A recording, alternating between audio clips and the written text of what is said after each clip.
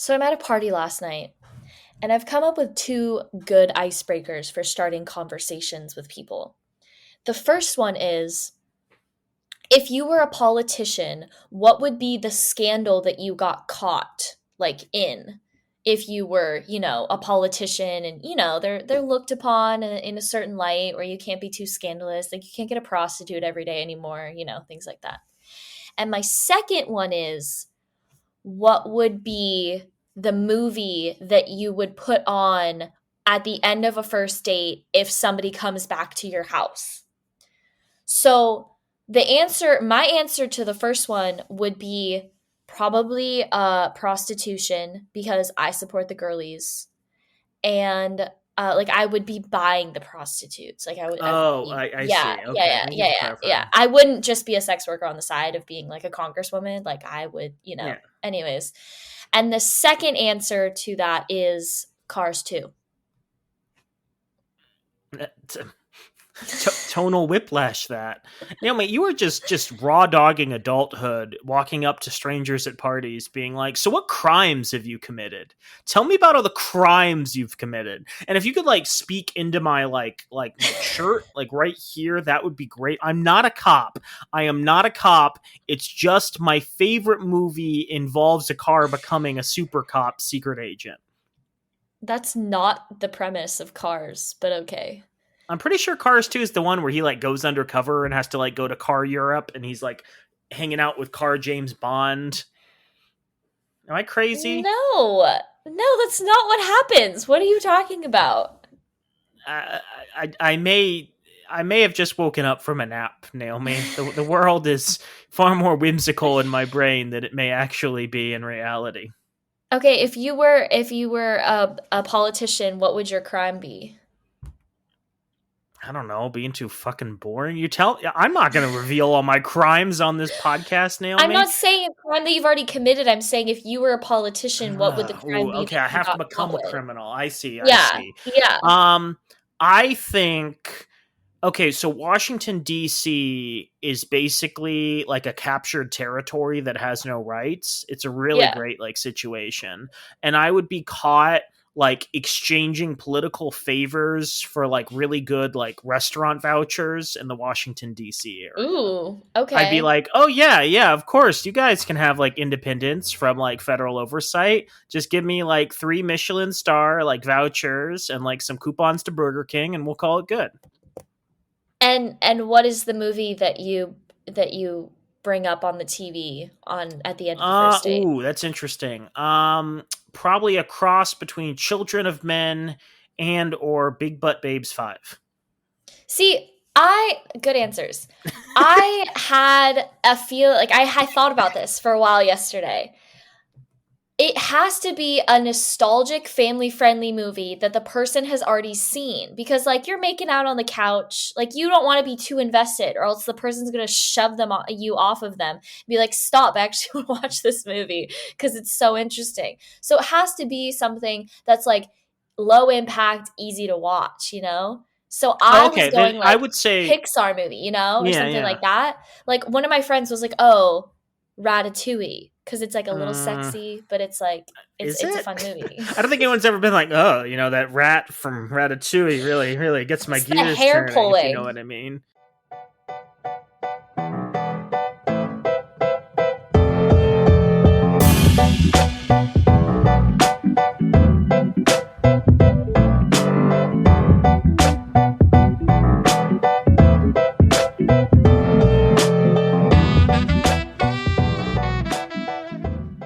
Welcome back to Why Will No One Date These Guys, the only podcast that talks about how sensual the movie Ratatouille was.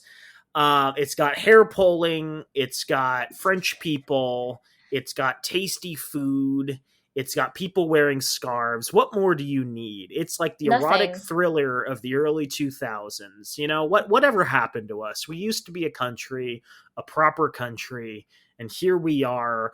There's been a sequel to Cars, there's been a sequel to The Incredibles, there's been a sequel to Toy Story many times over, and we haven't done a Ratatouille. Jesus Christ, Ooh. Pixar, it writes Ooh. itself.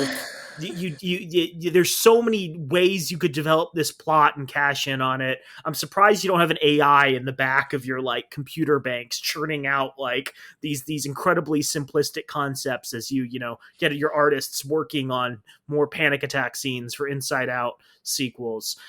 Naomi, we are here to discuss dating and relationships and sex and all sorts of things. I guess I've already shared your name, so you don't need to do any of that. Do you have a drink Share this your week, or is it name. up to me? Did I Share not your share my name. name? You didn't share your name. Damn, I'm just in a mood to rant. My name is Joel Guy. I spoke so much last week on both our episodes and at work. I had a sore throat for 3 days and thought I had COVID. Gah, life is great. Woo!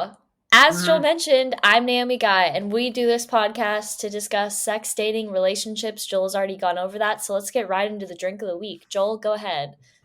I got another Asian market drink, by which I mean this was picked up on my most recent trip to the international market near me, but it is also like an Asian drink. It is J Basket's pineapple juice. I guess it's pineapple juice in what appears to be Japanese kanji with nata de coco. So again, it's a combination of Japanese, English, and then Spanish. Nata de coco is, coconut flesh. But yeah, it's coconut juice. It's got chunks of coconut in it. I'm sure it will be tasty.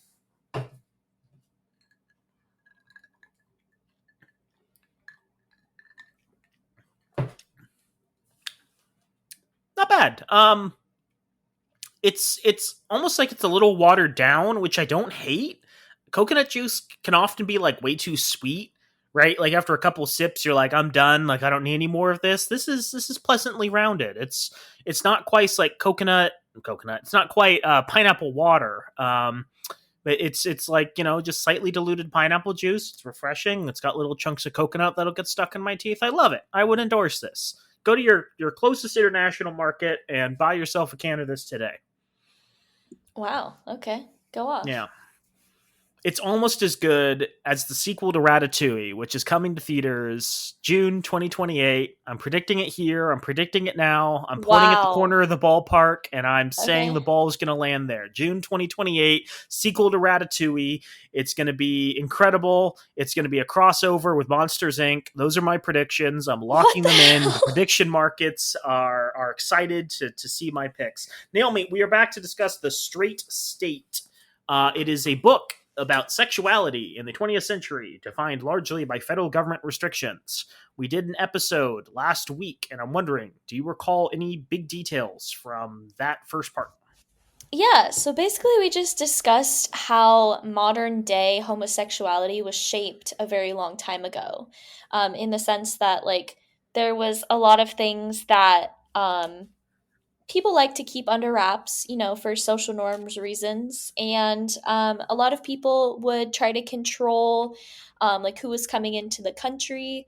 Um, the government was trying to control who's coming into the country by doing like inspections and stuff at any major ports where immigrants were coming in, like Ellis Island and places like that. And it's really just shaped the way that we view people that are attracted to the same sex today. And so it's interesting because Joel mentioned like small penises, or like, didn't you say like small thighs or something was also Feminine attributed thighs, hips, yeah. feminine, yeah. And so we have carried down those ideas through generations. And it's an interesting little start. So Joel, take it away, part two. So I discussed in the first part that this book is exploring kind of how ideas about queerness were shaped by three main federal institutions. In the first part, we discussed immigration policy. In this part, we'll discuss, depending on how long it takes, either Great Depression work camps, um, or Great Depression work camps and the military. Both of them are very in depth topics. I'm going to be skimming through this. Again, this is a great book. I would strongly suggest, if you're interested in this period of history, to find yourself a copy, because Margot Kennedy has done a really good job substantiating her claims with a crazy amount of research. But yeah, we're going to get into how the Great Depression and the work camps surrounding the Great Depression, the policies there, helped influence kind of our ideas of queerness and how it was like regulated and enforced. So, chapter 3, titled Most fags are floaters. Boy, just coming out. This Woo! is a quote from the book Franklin D. Roosevelt and the New Deal, published New York, Harper and Row, 1963. The early years of Depression were not especially kind to the veterans of the First World War. Hard times threw them, like millions of other Americans, onto their last resources and finally pushed them to desperate action. In the case of some 20,000 veterans, such measures involved demanding early payment of their service bonus, and when refused, heading to Washington, D.C. to set up encampment to protest from the banks of the Potomac. There, during the angry summer of 1932, they stayed for weeks, in the word of historian William Lechtenberg, homeless, jobless, and aimless. Opposed in their crusade by not only the Veterans Administrator Frank Hines, but also by President Herbert Hoover himself, the Bonus Army was finally dispersed by troops of cavalry, 6 tanks, and a column of steel-helmeted infantry with fixed bayonets. So this event is usually chronicled as sealing Hoover's loss in the 1932 election, but the issues the Bonus Army raised did not go down with his defeat. Immediately upon taking office, the Roosevelt administration would have to deal on an even greater scale with the way that the Depression unmoored desperate people from their communities and set them out wandering across the nation in search of a way to live. Many of these transients were veterans, some were boys, and a few were women or girls. Because the majority were people who had left home and family behind, federal officials called them non-family people or the unattached. As states and municipalities clamored for help with the drifting hordes arriving daily, New Dealers implemented 2 new federal programs to address the problem. In 1933, the Federal Transient Program, FTP, was established as part of the Federal Emergency Relief Administration, FERA, or FERA. The program created a national system of camps and shelters for mostly male migrants. The same year, the quasi-military Civilian Conservation Corps, the CCC, set out to prevent transiency among young and unemployed men by placing them in camps to carry out conservation projects. The story of the CCC is more familiar than that of the FTP, but the 2 programs were remarkably different. It was one of the most successful of the New Deal programs, lasting a full decade, and enrolling roughly 2.5 million young men during those years. It was so popular that Congress seriously considered making it a permanent agency. By contrast, the FTP was considered the most disparaged of all the New Deal programs, and despite the troubling persistence of transiency, the program was abruptly terminated in 1935. Another striking difference, not unrelated to each program's popularity and lifespan, was the way that the problem of sexual perversion figured in each setting. One notes a glaring absence in this regard in the records of the CCC, while the FTP was perpetually shadowed by concerns about the perversion within its clientele. So, what did this? Where did all this come from? So Margot notes, that both camp programs were gender segregated institutions where men worked, ate, recreated, and slept together. The transient, however, in particular was associated with the distinctive sexual subculture of hobos and bums, in which homosexuality featured prominently. So the FTP was burdened from its inception by the image of the depraved bindle stiff. FTP officials responded by attempting to distinguish the virtue of the Depression-era transient from the hobo of old, suggesting that youthful migrants in particular needed to be protected from sexual advances by the latter type. This discourse of sexual vulnerability, however, did not mitigate but rather attach greater stigma to the program. Moreover, the FTP's promoters were unable to overcome the moral suspicion aroused by single able-bodied men on relief. Indeed, while federal aid for unattached men was clearly not the same thing as federal support for homosexuality, what is striking in the FTP records is the discursive linkage between them. Critics of the program felt that it not only enabled men to walk out on the dual responsibility of wife and family, but simultaneously established a state-sponsored haven for sex perverts. Initial thoughts. I don't quite understand the use of sex perverts in this context, but that's just me. Um, I think it's interesting. I think that this is like one of the earliest places where people didn't necessarily feel safe, but felt safe enough to leave their families and things for their true desires of homosexuality. And so it's Whoa interesting. there. What? I think you're falling into the trap that the critics of the programs were saying, which is linking homosexuality and transient life. And while it was probably true that a lot of transients may have exhibited gay tendencies, I think it is also an attack that was being levied against them in a way to discredit these programs. Fair enough. But what I'm also hearing is that it could also have been an early safe place for people that wanted to seek out same-sex relationships. That's what I'm trying to get at. Yeah, no, that's fair. So I guess there's a couple of takeaways that I didn't really understand until I read this that I thought were interesting.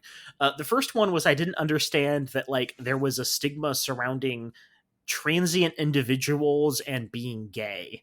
I didn't know this was like a thing that had like bled into like popular discourse. This idea that if you were like a poor person drifting between town and town, there is also the connotation you might be a gay guy. That's kind of fascinating. And that goes back to the previous section we were discussing, where this idea of poverty and gayness were kind of intertwined, each reinforcing each other, right? If you're poor, you're more likely to have to be a deviant in order to survive. If you're a deviant, you're more likely to be made fun of because you have a small penis, and therefore no one's going to hire you. Yeah, these ideas were definitely tangled together here. And so that's kind of fascinating that, you know, even before the 1930s, before what we consider to be kind of the emergence of queer culture in the United States, these ideas were already super popular. The second idea that I think is really interesting is this idea that people were like, what? We're going to help the poor and make them more gay? Right? Like, I'm sure there were other criticisms of these programs. I know, you know, a lot of FDR's attempts to, you know, add social programs during the Great Depression was, you know, lambasted as socialism. And there's a lot of people who were like, oh my God, we're a capitalist nation. What is the world coming to?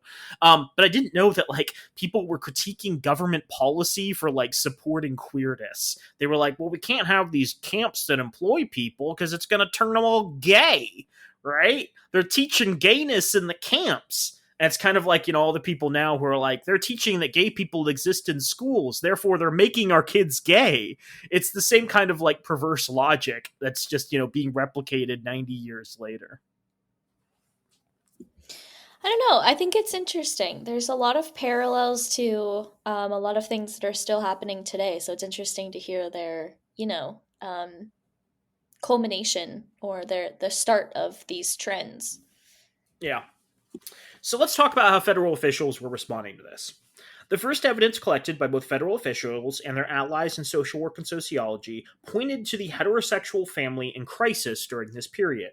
Numerous reports written at the Depression's onset about young married couples who could not afford to set up their own households and so stayed with parents or moved into small, shabby apartments with one or two other couples. Some marriages were indefinitely postponed. And when that happened, as one contemporary noted, the normal longing of those individuals for intimate companionship with the opposite sex was thwarted or turned into illicit channels. The Depression, the Rabbi Sidney E. Goldstein concluded during congressional hearings in early 1933, was a menace to moral life. So again, we have this idea that poverty and queerness are related.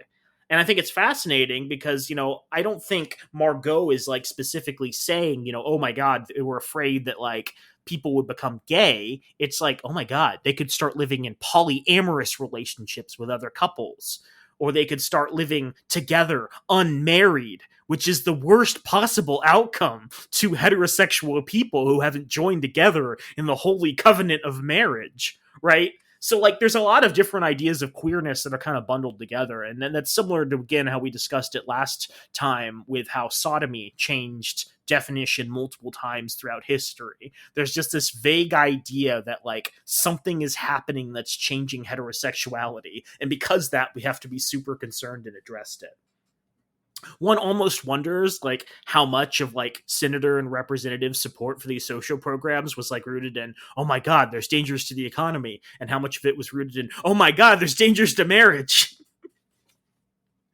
Most troubling of all was what unemployment seemed to do to American men. Psychologists and social workers believe that unemployment created neurosis among men.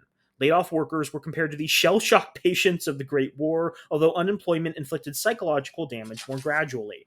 For a while, many workers remained optimistic, but protracted failure eventually broke them. I guess we'll all be wearing skirts pretty soon, one unemployed man told the economist E. White Backey. Finally going to the relief office to apply for assistance was the last resort in a losing battle to remain normal. So here we have this fascinating intersection of poverty and queerness, but it's also like poverty, psychology, and queerness, where like men's fears about like their role as a provider causing like mental trauma, and as a result they're thinking that they're less masculine and that they might become gay, or that other people aren't going to treat them in the same way because they're going to have to like start wearing skirts as their wife becomes like the sole breadwinner. This is Hey, interesting because this was like a couple of generations ago, and it's still, I feel like it's very prominent in society, the same mm-hmm. sort of like threatening that's happening, or the Yeah, feelings of being threatened. and like I don't want to beat this drum, but this is very similar to how we discussed last time, how ideas about ethnicity and poverty and queerness and disability are still very interlinked. They're things that often are like treated as like implicitly bad, and if you're one of those things, often the insinuation is you're likely going to be another of those things. And so that's kind of fascinating, where like we have in our culture this like idea of like what's normal and what's good and what's deviant and what's bad, and if you happen to fall into any of the categories of deviance, you kind of fall into all of them. They're all kind of like mushed together. A trip to the relief office also meant, one citizen fretted in a letter to the president, a total surrender of manhood. A man who asked for relief admitted failure in his attempt to be independent and self supporting. Not just the fact of relief, but also the way that it was delivered, often a grocery order, was reported to be humiliating. So was the requirement that a man applying for relief put himself under the authority of a caseworker, who was most likely a woman. In some cases, men were sidelined altogether. The investigators are chiefly women and deal with the women in the family, Bakke wrote in his study of unemployment, and this is a further blow. The degradation of male unemployment was complete when husbands began to assume feminine responsibilities around the house. His failure was underlined by this transgression of sex boundaries, wrote one social scientist. Some men took so easily to their new work that one must suspect that it fulfilled an inner need. Yeah, so it's great where it's like, oh, you do the dishes once a week. Now you must be gay. You've secretly always been gay, living in sin with your heterosexual wife, and now you're doing dishes. Damn. Devastating. And we're still hearing this argument today. It's great. Mm-hmm. But Naomi, like, lest you think that toxic masculinity was perpetuated only by men, let me correct you of that assumption. Wives also started to resent and even deride their husbands. One man told an interviewer that his wife now wore the pants in the family and refused him sex. She keeps repeating, FDR is the head of the household since he gives me the money. Under such conditions, Secretary of Labor Frances Perkins warned the wage earner going around to the relief agencies twice a week to get the food basket was in danger of becoming detached from his family through desertion. The secretary hinted at what others would say more directly: out of work husbands were hitting the road to escape their dominating wives and the feminization of housework. Some married men would, one report warned, never return to claim the family relationship. So, men are feeling in crisis. Some men are feeling pressured by their wives because they're no longer breadwinners. And the Secretary of Labor is claiming, as a result, some people are becoming tramps because they're so humiliated by this idea they no longer bring home a paycheck every week.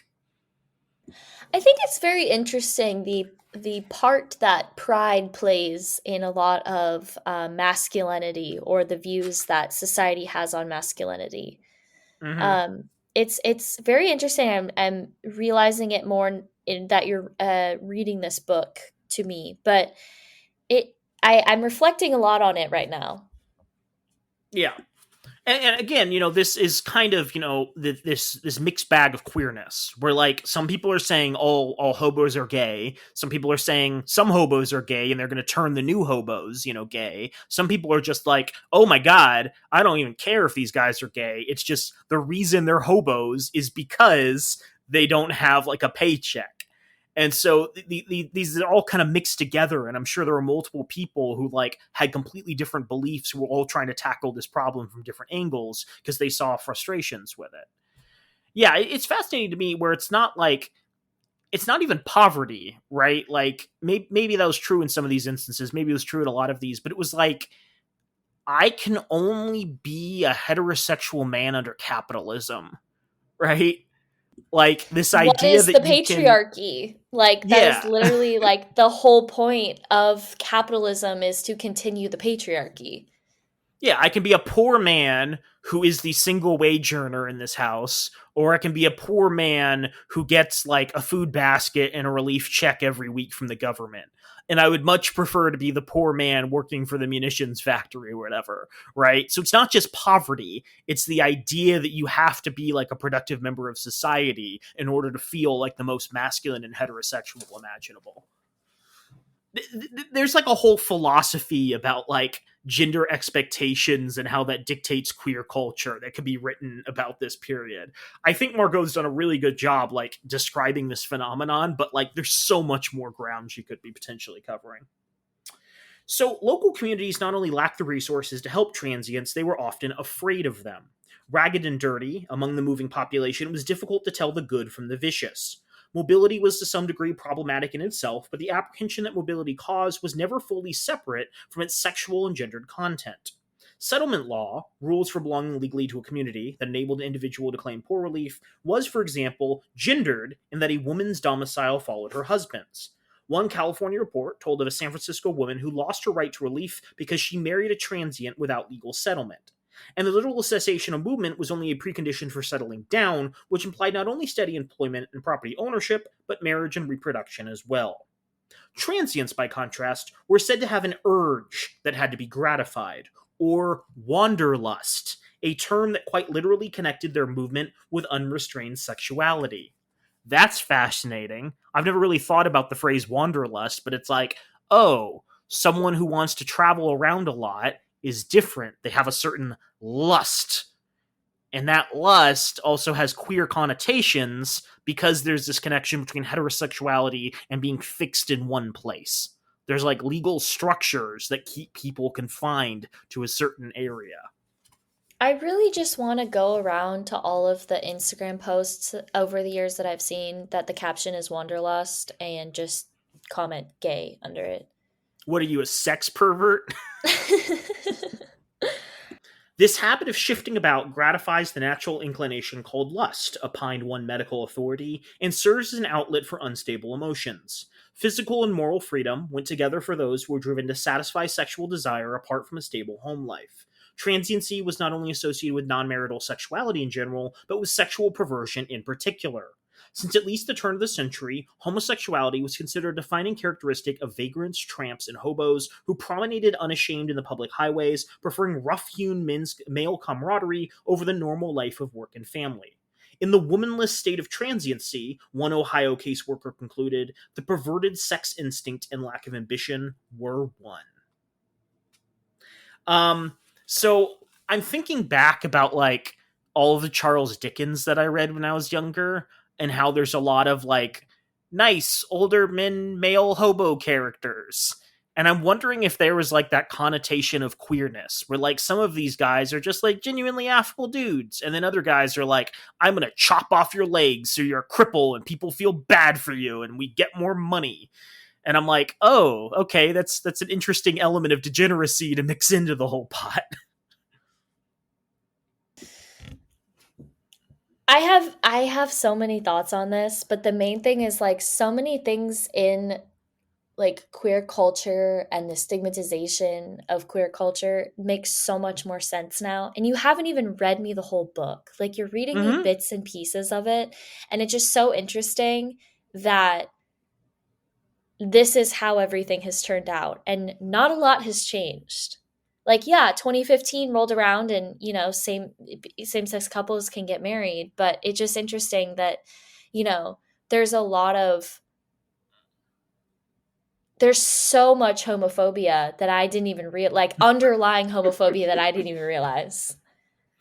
Yeah, I mean, I think it's interesting because a lot of what we think of when we think about queer culture was largely defined and is still like perpetuated by coastal cities, the West and the East. And this was kind of discussed in our Sex in the Heartland episodes where like there was a lot of queerness happening in the middle of the country. There's a lot of stuff going on in the Midwest that dramatically influenced, people's acceptance of like changes in marriage rates and like interracial couples and, even the first like gay and lesbian people coming out. And it's fascinating where there's a lot of elements like this that are just completely erased from the conversation. I knew a little about this, but yeah, beforehand, if you'd asked me to describe like queer history in the United States, I'd give, a very basic answer. And I was like, World War II and then Stonewall, and then everyone was like, oh, I guess gay people exist and that's okay. But no, it really feels like people for hundreds, if not thousands of years have been very aware of gayness. And like, obviously, a lot of them didn't like it, but like, all these conversations were clearly happening and like, hushed tones like, her son's homeless, which makes him probably gay. That's such a weird thing to imagine. I don't know. It's like it's not weird for me to imagine in the sense that like we grew up in a time where those conversations were still being had. They're still being had Mhm. today. So it's not like a stretch for me to understand, or like it's not a stretch for me to try to understand. That's fair. So, the belief that perverts would be found among the most transient populations was thus widely held and sometimes even promoted. The small town of Britt, Iowa, ballyhooed itself as the nation's hobo headquarters by staging an annual pageant in which the hobo king was given for his queen, a local lad chosen for his youthful beauty. Don't really know what to make of that. Dr. Samuel Kahn was less celebratory in his assessment that, quote, most fags are floaters, as he wrote in 1937, and moved from town to town. Kahn's assertions referenced a predominantly same sex sexual culture in which homosexual activity was probably quite common. A 1928 study of the social problem of transience included a report from the Midnight Mission, for example, where two wolves routinely invited young boys to a room for immoral purposes. Wolf is being used as a term for like a gay guy, like a predatory gay man. Such instances were not anomalous, according to Josiah Flint's account of Life on the Bum. Every Life on the Bum? Life has a bum? I wonder, I don't, is that a book title? Life on the Bum. Every hobo in the United States, he wrote in 1907, knows what unnatural intercourse means. Oh my god. Naomi, is that why they're called bums? I'm It not even joking. Yeah, that probably is. Like what you're saying, like all these things, I'm just like I'm mind blown but also not shocked at the same time. Yeah. Um, yeah, this is fascinating. I'm reminded, cowboy culture. A lot of people have talked about how cowboy culture was pretty gay in comparison to like the normal population at a time, and it makes sense because like if you're a queer individual in a time that doesn't accept queer people, you either have a choice of like sucking it up and ignoring those feelings and like settling down with a nice young lady, or like going off into the wilderness and hanging out with your bros, right? Like the choice is in my mind, from a historical perspective, pretty straightforward. It makes a lot of sense that some people would, go off and do this.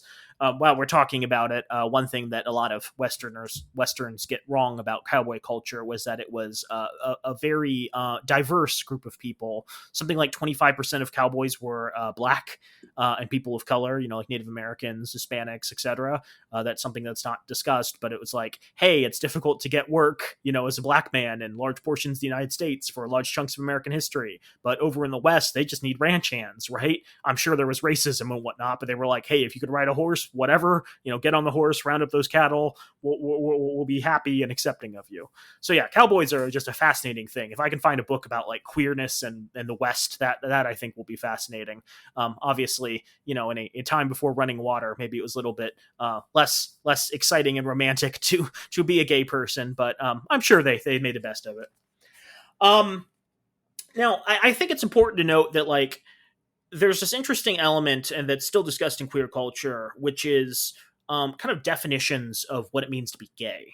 And I think one of the more common ones, last time I've read, books on queer history, is this idea that you are gay if you identify as gay. You're not gay just because you have sex with like men or other people of the same sex, right? And the reason this is brought up is because not only are there a lot of cultures where there are people who have sex with the same sex, same biological sex, but also places like prisons where a lot of very masculine individuals are forced together, don't have opposite sex accompaniment for long periods of time, and have sex with the same sex, other men or other women, depending on the prison that they're in. And so as a result, these are people who would not identify as queer, who would strongly reject that term, but like kind of out of necessity, get sexual gratification, and then once they get out of prison often settle back down to normal opposite sex relationships. And so in the same way, I think it's important to talk about this, where it's like there were likely gay people who were homeless. There were likely gay people who chose to be homeless because they recognized they couldn't be like happy, safe, or comfortable settling down in a town. But there were also people who were forced into queerness because they were poor. And so there is, again, that kind of interesting relationship. Gay people who happen to be poor people who then happen to be gay, right? There's this connection here, and I think it's important to stress that.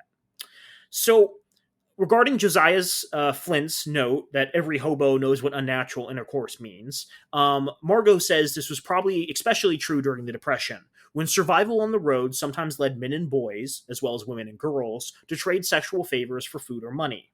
One Los Angeles transient declared, for instance, that he could get on all right by living off the queers. Similarly, Tom Cromer's fictionalized account of his own experiences as a vagrant during the Depression, Waiting for Nothing, included a scene in which a homeless protagonist allows himself to be picked up in a park by a perfumed and rouged man who twists and wiggles with mincing steps. The narrator is repulsed when the queer touches his leg, commenting, "These pansies give me the willies, but I have to get myself a feed." The two agree to meet later in the park, and while the narrator waits, he learns that his date is quite wealthy and known around town as Mrs. Carter. The park is full of queers, as well as these stiffs who are jealous of the narrator's new meal ticket. As Mrs. Carter comes frisking down the walk, the stiffs wink and whistle as she passes. When she starts to leave with Cromer's narrator, the stiffs scowl at him. He follows Mrs. Carter back to her apartment and finally into her bed, because you can always depend on a stiff having to pay for what he gets. "I am ashamed of this," he says. "I am sick in the stomach. I am so ashamed of all of this. What can I do? A stiff has got to live." I do like it how they use the term stiff to refer to both man, but then there's also obviously a sexual connotation to that. That's called literature, Naomi. So, Cromer's account sheds interesting light on a statement by Secretary Perkins that the Depression had forced people to the most unfortunate practices, things that they did not want to do. Whether or not she had in practice a scenario like the one that transpired between Cromer's stiff and Mrs. Carter, there is good evidence that New Deal officials were well informed of the particular subculture of the road, and that such awareness helped condition the federal response to the transient problem. For example, New Dealers read Carlton Parker, the agricultural economist, whose classic 1920 essay, The Casual Laborer, suggests that living conditions among iterants bred a perversion as developed and recognized as the well-known similar practice in prisons and reformatories. The New Deal's own Nels Anderson had also written a 1920 study of hobos that elaborately detailed their sexual practices. "I know," he said most pointedly, "that hobohemia had its homos." Hobohemia has its homos. That's a turn of phrase. Moreover, government officials were privy to the reports of vice investigators as they expanded their traditional beat from the urban red light districts and army cantonments to search out moral dangers along highways and railroad tracks. "The wolf and the pansy are there," read one commission's report on a St. Louis jungle that made its way to FDP officials. Accounts like Cromer's, including many memoirs of life on the bum, were becoming a staple of Depression literature. There were, moreover, so many social workers, academics, and other journalists slumming as transients and writing journalistic exposés about their experiences that Harper's Magazine suggested that there were as many undercover bums out there running the rails as real ones. So, again, I think that's important to underscore, where there were likely queer people out there, queer people who were not accepted by their communities, who were kind of forced to, adopt these lives on the road. There was also people who were forced into, gay acts, either as sort of long-term relationships with other transient individuals, or, under people who were affluent enough to, provide them enough money for a meal, like the example of, this fictionalized account by Cromer. So yeah, I guess that's an important thing to underscore, where you have all these federal officials who are concerned about like the collapse of the nuclear family. And I'm sure they were concerned about not only the real queerness of like this culture, but also all these men who were being like seduced into moral perversion. and they're like, how do we prevent these men from being like sucked into these like lives of moral degeneration? What can we do in order to stop this and, you know, revert these people back to like the straight and narrow? Jesus Christ, is the phrase straight and narrow also a reference to queerness and like crime? Oh Yeah, my it has God. to be. It has to be. Joel, is your mind just blow? I thought you read this book. Is your mind just I, blowing over again? I don't recall seeing the phrase straight and narrow, nor did I recall making the connection with bum, but Jesus, yeah, that makes so much sense. Okay, so as I mentioned at the beginning of the chapter, the solution to this problem of all of these hundreds of thousands, if not millions of people out on the road was federal camps. We had the FTP programs and the CCC programs. And the FTP was the one that people were super critical of. The CCC was the one where they were like, oh, this is actually like doing like some positive good. So, as of July 1934, 189 camps have been created, usually in the countryside, to put men to work in a wholesome and controlled environment. Yet townspeople are often unhappy about the establishment of these federally sponsored transient camps a few miles outside of town. FTP officials labeled such attitudes towards the needy stranger as provincialism and encouraged Americans to begin to think in terms of our national responsibility for all our fellows. Sounds pretty socialist to me, if you know what I'm saying. So as the transients set to work to build barracks and dig latrines to make their new homes, FTP officials simultaneously embarked on a public relations campaign. That campaign had one simple message: transients were normal people in danger of being corrupted on the road. So it is now official government policy to go send out like notifications to the public being like, they're not all gay. Some of them are decent people. Come on, let them live near you. I just like that's like hard for me to believe that that was something that the like politicians even thought to do. Like that's too nice. Yeah. So they contrasted, as I mentioned earlier in the chapter, the new transients that had been like created because of the Depression with old transients. And so they claimed that the new transient was a product of the current economic order on the road by necessity rather than choice. This new variety of tramp, officials opined, had little in common with the 15 to 20% of the wandering population who were confirmed hobos. The typical Depression transient was not the usual outcast or misfit, but rather a young man who simply could not stand to go on the dole or loaf around town without work. The more venturesome and the more ambitious take to the road, General Glassford told Congress during hearings on transiency. Those without ambition, content to remain in their communities unemployed, idle and hanging around street corners and pool rooms, are not in any way... Excuse me. Those without ambition, content to remain in their communities unemployed, idle, and hanging around street corners and pool rooms, are not in any way comparable to the young men who are traveling the road today. The new group, it was said again and again, were not hobos, but pioneers. That's such an American phrase. Don't worry, they're not poor. They're like Lewis and Clark. uh, I want to know like go how ahead. far these groups traveled. Cuz when you think transient, you think like cross the country. That's what I think of when I think Mm-hmm. transient, you know? So it's like did they go from city to city, or was it just like the homeless population that we have today where they just don't have a home? Yeah, I mean, given how prevalent like railroad culture was, where you just like hop in boxcars, I would imagine they could travel, you know, hundreds of miles. And I would assume to a certain extent that the population was seasonal, where like they would travel to warmer states in the winter so they wouldn't freeze to death, similar to how like homeless people do so today. Um, yeah, I mean, if you survive for any period of time without having like a fixed home, you kind of have to become wise to this sort of thing, right? You're not going to last very long if you're like staying in Chicago in the middle of winter without like a permanent structure. I would assume it's kind of a survivorship bias where like people who survive for long periods on the road would be people who traveled significant distances across the country. That's my guess. I don't know if that's rooted in anything. Another thing I want to know is where did the bum with the pie stealing pies off the sill come from? Did that come from this period? Just curious. That's a good stereotype. You know those queer hobos stealing pies. I Ah, just those gay want to people know. loving sweet treats. I'm curious. Well, Naomi, maybe that is like again a kind of like connotation where it's like, good heterosexual men enjoy pie in moderation. They have a single slice like a good person, but hobos eat entire pies like gluttons. Ugh, don't want to be a gay glutton pervert hobo, do you? No, I do not. Sorry.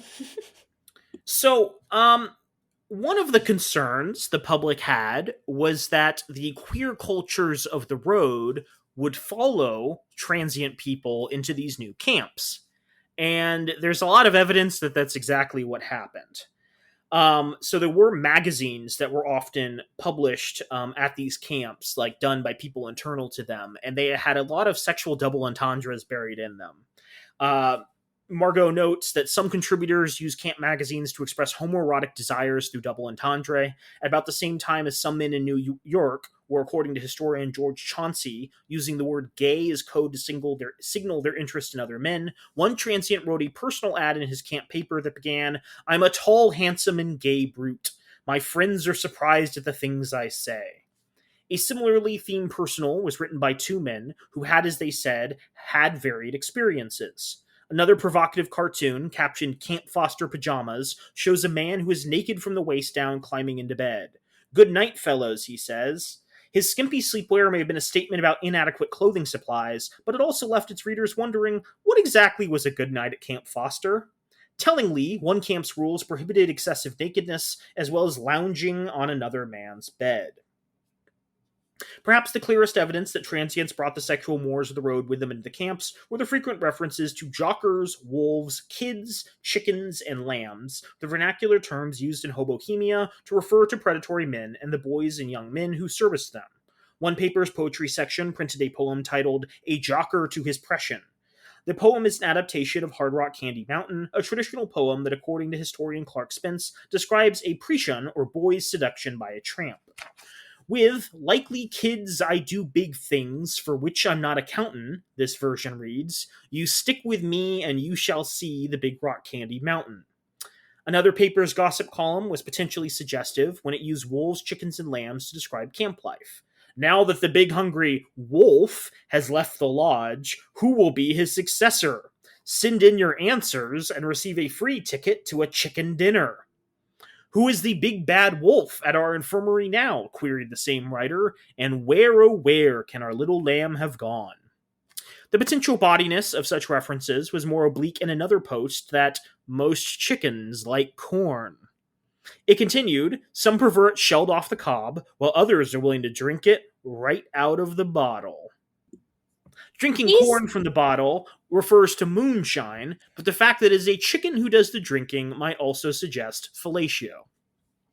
these are also coded that like if someone just said this to me, I would be like, "Oh, that's literally just they mean that chickens like corn."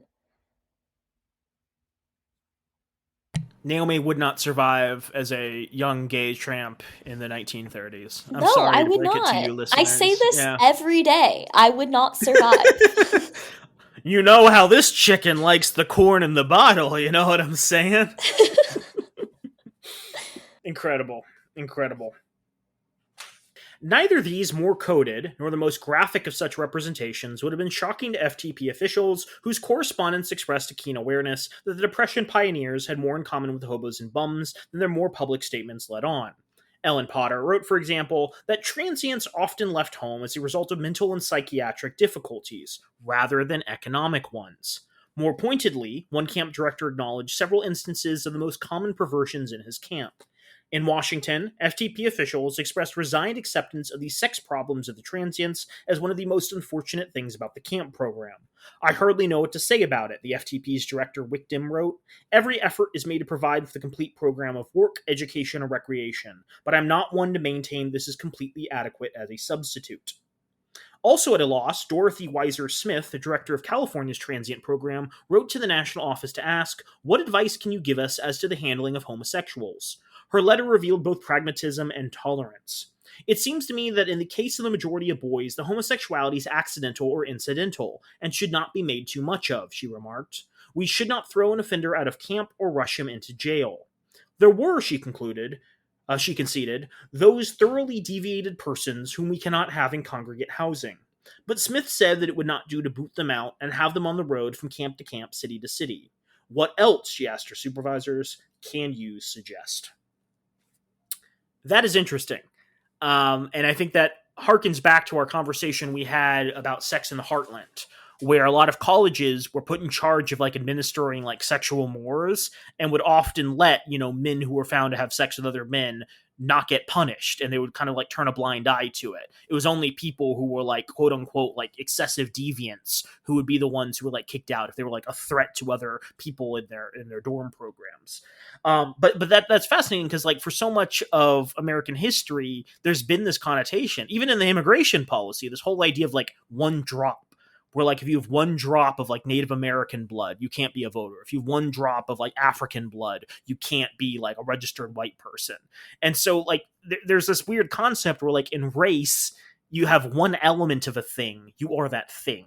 And yet in sexuality, it's like, well, there's a lot of people who partake in gay activities, but they're not actually gay, There are some like horrible deviants, and I don't know what to do with them.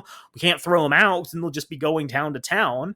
That's just so fascinating to me because like obviously it was recognized as like a problem by these people. A lot of them probably felt uncomfortable with it, either due to how they were raised socially or like in their religious cultures, but simultaneously they're not like jumping to condemnation. They're not jumping to like we need to murder these people. They have this like very accepting attitude, and that's not something you sort of think about when you think about like queerness in history, even with regards to like the immigration aspect we discussed before. So, we're getting close to wrapping this up. I don't think we're getting to military stuff today. So, the FTP program becomes attacked by different people. There are internal dissents from people who are like, maybe we are just like a breeding ground for queerness. There's external pressures from the government being concerned that like there's not enough regulation. And then I think the public also becomes aware of a lot of this going on.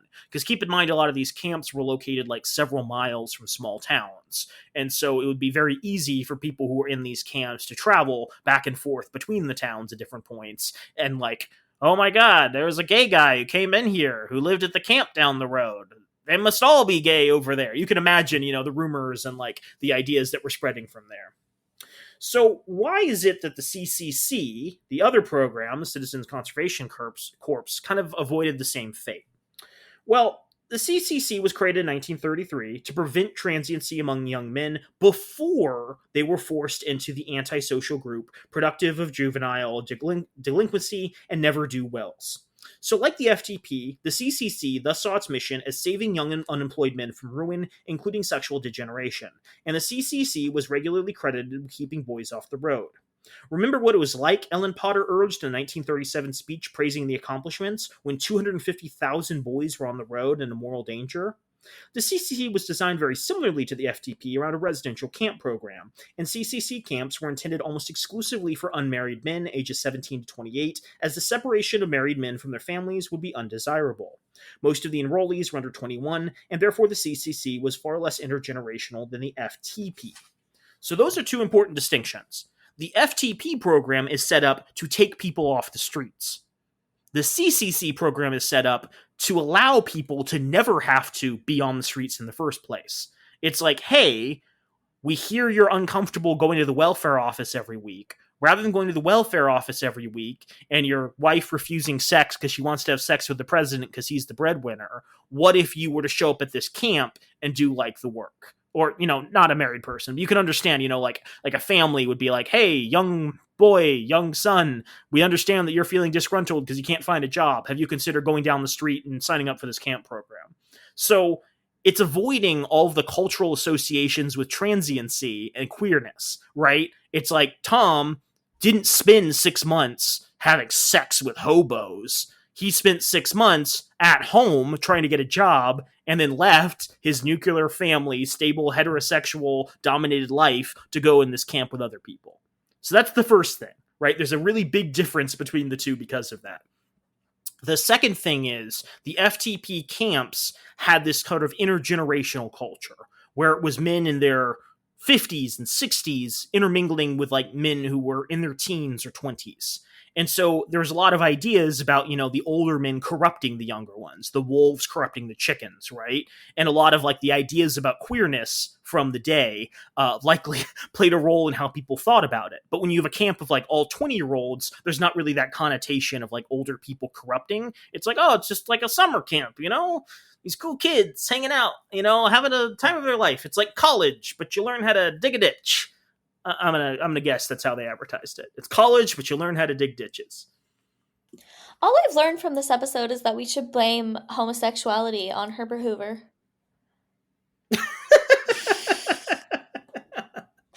uh they called him Herbert Hoover for how he sucked the corn out of the bottle, if you know what I mean. The chicken really liked the corn. Yeah. So, yeah, Margot wraps up this chapter, and she's like, basically the reason the CCC was able to, survive kind of the criticisms was because it was, like, so different. There were obviously other factors. There's the way that things were organized. It was the kind of a more military tone to the CCC. It had more respectability. It had more, like, ranks and, like, a structure to it that the FTP lacked. And so eventually, the FTP was dissolved while the CCC survived for significantly longer and had like a much more respectable reputation to it. Now, it should be noted that we have almost entirely talked about only men in this episode. And we kind of did that for the last episode, but I know we made references to like lesbians and trans individuals. And so I think it is important to kind of wrap up on the experiences of women during this period. So, for the resources that the government had poured into the 2.5 million CCC boys, as director James McInty put it, 2.5 million girls will get better husbands. Federal social provision, as numerous welfare states historians have observed, was less about meeting absolute need than about securing the gendered underpinnings of certain familial arrangements.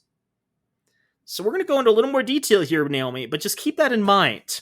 A lot of people were like, oh, we only need to invest in programs for men because what? Women are going to work? No, they just need a strong husband who's like not gay. And then, once they have a job and they're like socialized, they'll settle down. So it doesn't matter if there's like homeless women around the world, as soon as they can find, a stable man, they'll no longer be homeless. That's just how stuff works.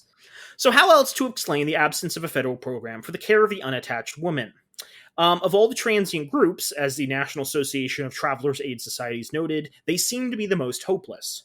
While the numbers of single transient women did not match the numbers of single men, there were enough of them, as well as mothers with children, to merit some mention by federal officials. A 1933 survey conducted by the U.S. Women's Bureau found, for example, 9,769 women moving from one place to another, unattached, jobless, and homeless. Moreover, during the period in which the number of boys on the road decreased during the federal services, there was a decided increase in the number of girls on the road.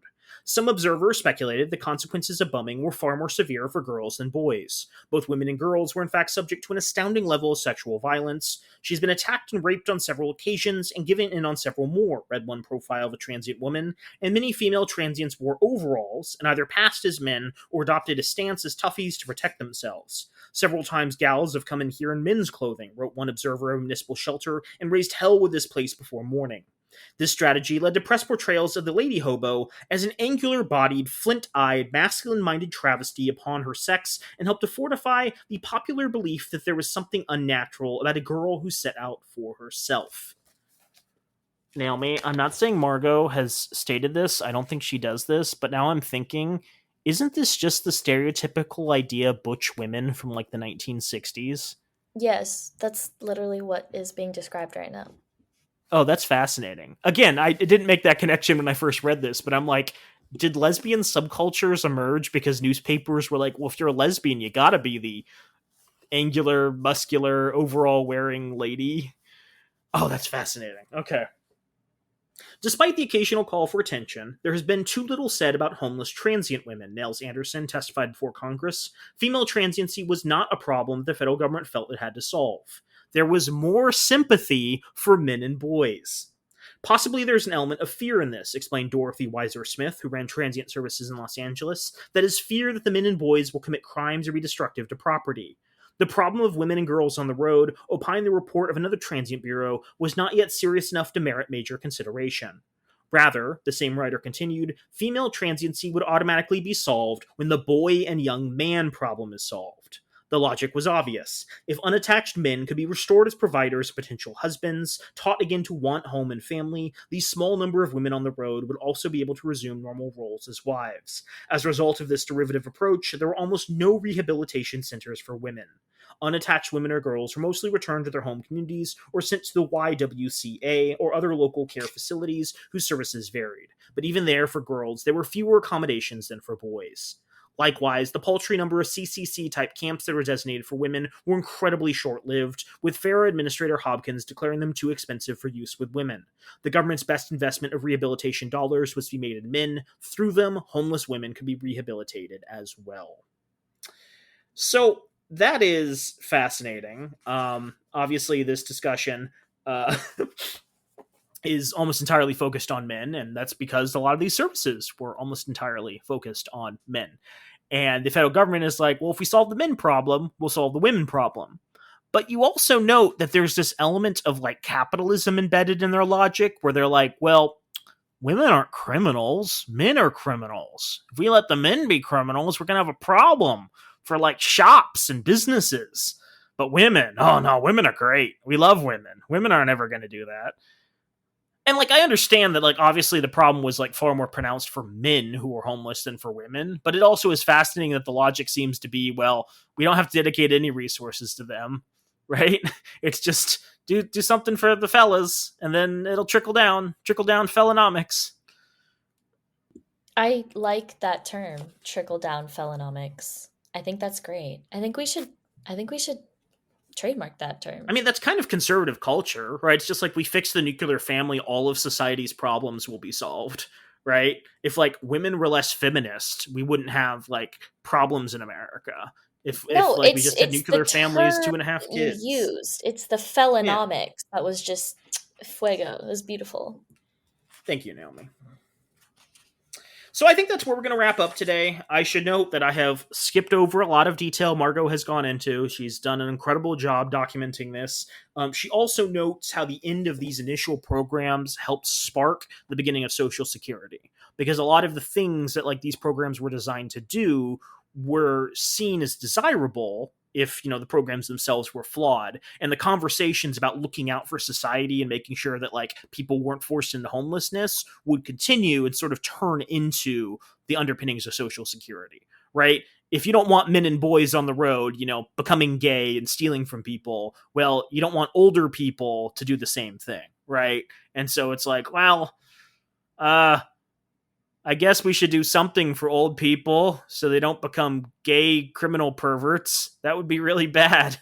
And like, look, the history of Social Security is much more complicated than that. Obviously, there's a lot of like public undercurrent for action by the federal government. Obviously, there's a very strong socialist influence in politics back in the day with like actual communist parties in the United States and other like political organizations advocating for this sort of thing.